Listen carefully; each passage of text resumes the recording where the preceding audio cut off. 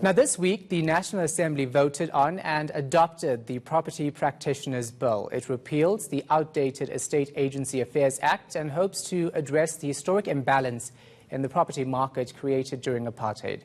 Now, the pace of transformation in South Africa's 5.8 trillion rand property industry has been extremely slow, to say the least, with estimations that only 10% of the country's 41,000 registered estate agents are black.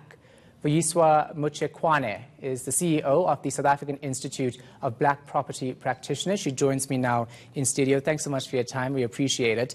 We're looking at figures from July that show only 10% of the country's 41,000 registered estate agents are black. It's shocking in 2018 going into 2019. No, absolutely. And I mean, the figures, unfortunately, have not changed much even over the last, 7 to 10 years.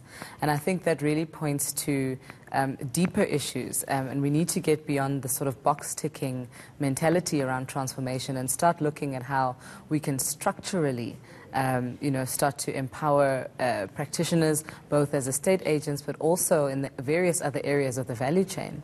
There are owners, there are property managers, there are facilities managers. There's so many different aspects of the property industry that are impacted by these dismal transformation figures. And, this 10% figure that you've just quoted is not only within estate agents, and that's very critical, but also within the commercial property sector.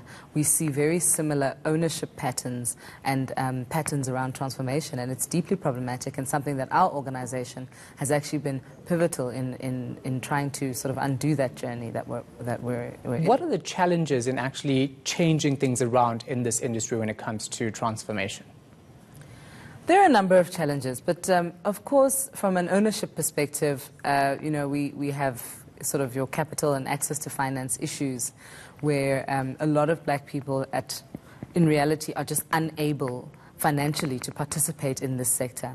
But I think when talking about things like the estate agent sector, the issues become a lot more subtle, and it becomes a lot more about access, it becomes a lot more about skills development, and the type of sort of hurdles that people have to jump through. For example, and I'm not necessarily critiquing it, I'm just stating what it is and saying that for an estate agent, for example, there's a one-year internship program where people are earning, I think it's like 2,000 Rand a month, which is your stipend as an intern, and everything else, you need to fund yourself. And as you know, you need a car, you need to be in an area where you're well located. You need to be able to communicate with your market.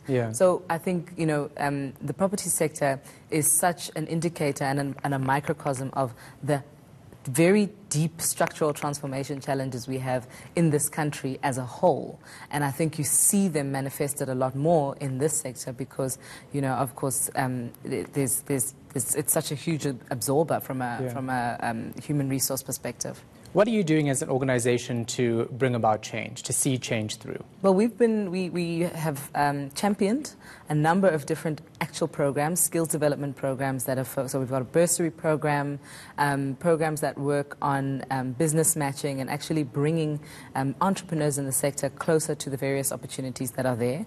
We have a property entrepreneurship program that we've launched, and that seeks to really dig deep and teach people the practical skills they need to be entrepreneurs in this sector, because that's where it starts. When you're an owner, you can impact who sells your property, who does it, and there's a trickle-down effect.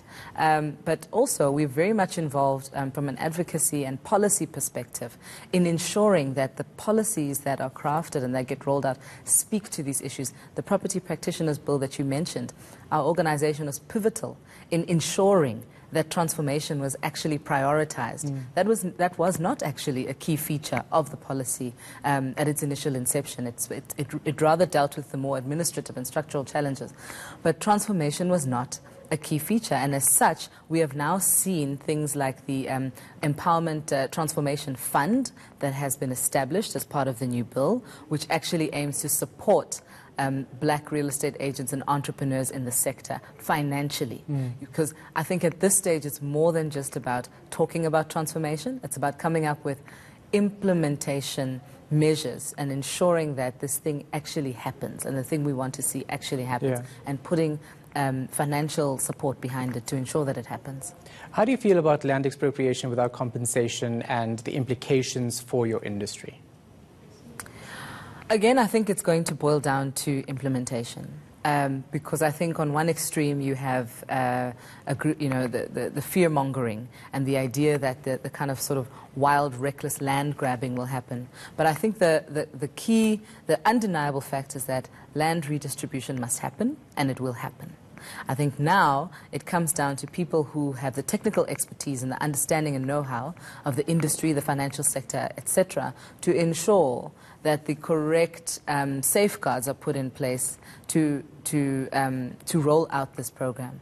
I think fundamentally we've seen expropriation has been happening in certain quarters at municipal level for a long time already. So as a blanket policy, not really problematic. However, it's going to boil down to how we implement it and exactly which pieces of land, how it's done, etc. And I think that's where the real work is being done. All right, thank you so much for your time and your insight. We do appreciate it.